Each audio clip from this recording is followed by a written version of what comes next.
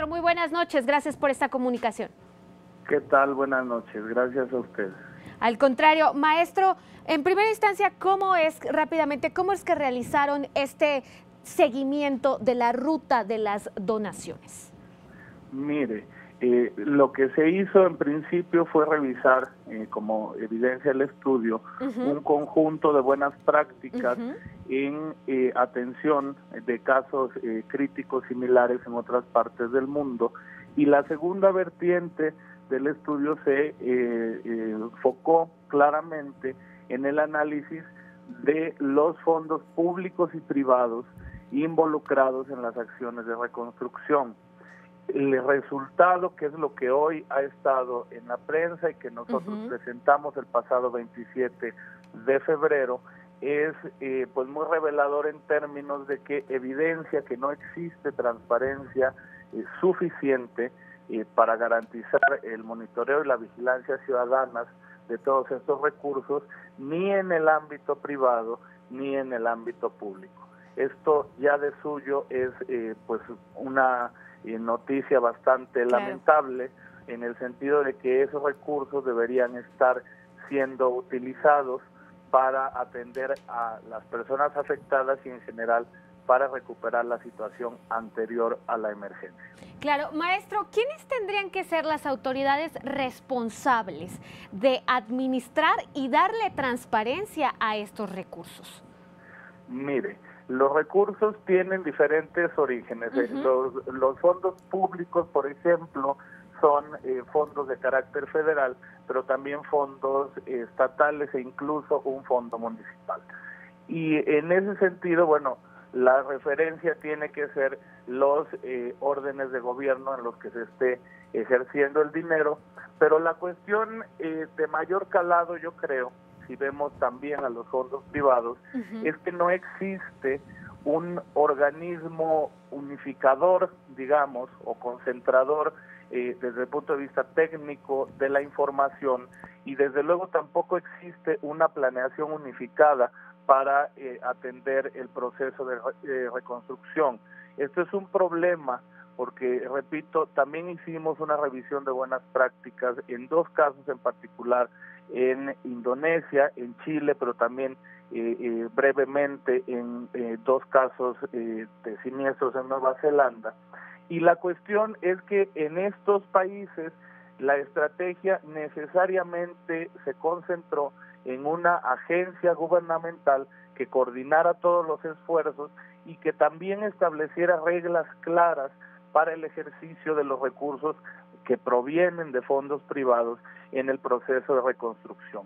Esta concentración, digamos, este liderazgo, la coordinación de una agencia unificadora es fundamental, porque es necesario para garantizar el éxito del proceso de reconstrucción que haya un plan unificado con información compartida entre actores públicos y privados que participan en el proceso, pero también es necesario que haya claridad y transparencia sobre el ejercicio de los recursos para generar confianza entre los ciudadanos acerca del proceso de reconstrucción. Claro. Maestro, muy buenas noches, los saluda con gusto Lupita García Girón, pero ¿qué tanto tiene que ver aquí la Secretaría de Hacienda? ¿Le parece que nos los diga después de esta pausa? Claro que sí. Perfecto. Maestro, antes de la pausa le preguntaba, ¿qué tanto tiene que ver la Secretaría de Hacienda en esta falta de ubicar los fondos para los damnificados? Mire, en el ámbito de sus atribuciones, la Secretaría desde luego tiene la capacidad de hacer los monitoreos que de hecho ha estado haciendo en meses recientes. En el propio estudio que elaboramos nosotros en el PIRC del CIDE, encontramos la información de ese monitoreo. Lo que no puede hacer, porque eso es bastante más complicado, insisto, si no existe claridad acerca del proceso de reconstrucción ni de su planeación, es garantizar que esos recursos efectivamente se pongan a disposición de los afectados y en general de la recuperación de la situación anterior a la emergencia. Eso por una parte, y por otra, aun cuando se pudiera garantizar que los recursos de los fondos privados están siendo canalizados a la atención de las afectaciones, tampoco se puede garantizar que la atención a las afectaciones está siendo coherente con un plan pues adecuado, un plan diseñado en términos técnicos que identifique cuáles son las afectaciones y qué es lo que se debe hacer. Eso es quizá lo más grave.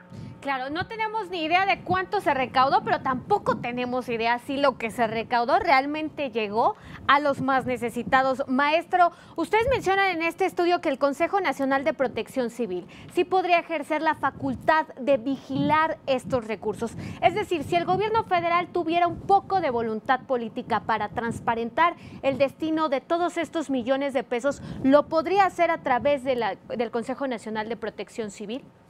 Es correcto. El asunto quizás de mayor gravedad en todo este tema es que, vuelvo al punto, si no existe un plan claro, un plan coherente, con un diagnóstico de las afectaciones, entonces no se puede saber qué se va a hacer, porque no se sabe siquiera cuál es el grado de las afectaciones. Y el problema con todo esto es que, dado que no existe ese plan, y dado que el dinero se ha gastado mayormente en acciones de atención inmediata, pues entonces se dificulta cada vez más la posibilidad de la transparencia de los fondos públicos. Imaginemos entonces el problema para transparentar los fondos privados que están en un ámbito que escapa a la exigencia o a las exigencias de la legislación de transparencia que tenemos en México. Claro, maestro, justo para allá iba. Yo sé que este estudio lo hicieron con las donaciones que llegaron directamente al gobierno federal. El gobierno de la Ciudad de México dice que aquellas donaciones de la iniciativa privada lo metieron a un fideicomiso. En estos casos, estas cuestiones de los fideicomisos, ¿se pueden transparentar o también tienen reglas un poco ambiguas? Mire, los fideicomisos públicos son sujetos obligados también de la legislación en materia de transparencia. La cuestión es que no todos los recursos están alojados en ese tipo de fideicomisos.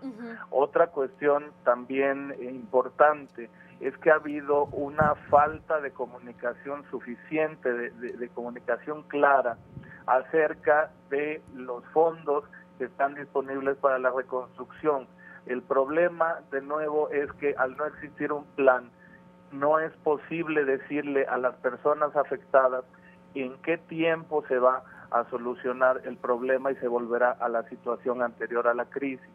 Eso es importante porque si no se logra comunicar eso y se ofrece que la reconstrucción será inmediata, está directamente mintiéndose a las personas afectadas. Claro. Maestro, pues muchísimas gracias por aclararnos este informe. Gracias sobre todo por esta información y nos vamos a mantener al pendiente. Le agradezco.